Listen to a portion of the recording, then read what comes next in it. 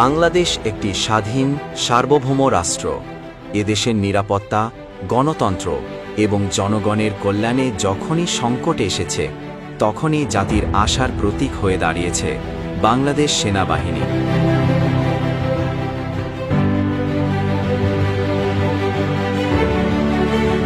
আর এই মুহূর্তে সেনাবাহিনীর নেতৃত্বে আছেন এমন একজন দেশপ্রেমিক, দূরদর্শী ও নীতিবান ব্যক্তি, জেনারেল ওয়াকার।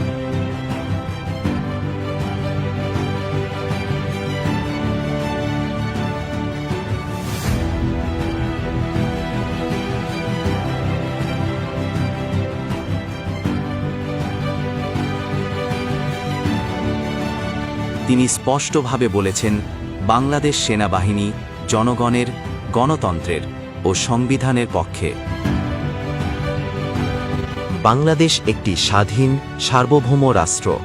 এদেশের নিরাপত্তা, গণতন্ত্র এবং জনগণের কল্যাণে যখনই সংকট এসেছে, তখনই জাতির আশার প্রতীক হয়ে দাঁড়িয়েছে বাংলাদেশ সেনাবাহিনী।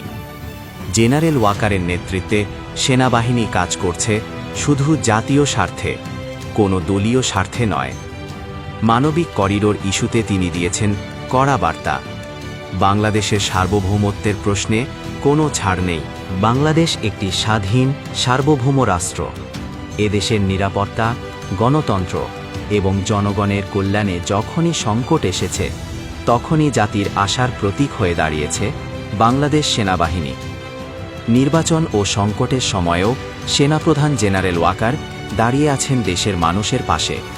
আপনারা যদি নিজেদের মধ্যে ভেদাভেদ ভুলে একসাথে কাজ না করতে পারেন।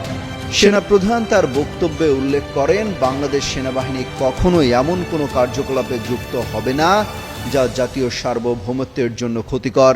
তিনি সব পর্যায়ের সেনা সদস্যদের নিরপেক্ষ থাকার এবং ভবিষ্যতে নির্বাচনী দায়িত্ব সততা ও নিষ্ঠার সঙ্গে পালনের নির্দেশ দেন। তিনি কোনো দলের জন্য নন, কাজ করছেন দেশের জন্য। জনগণের নিরাপত্তা, গণতন্ত্রের ধারাবাহিকতা এবং দেশের স্বাধীনতা রক্ষাই তার মূল লক্ষ্য।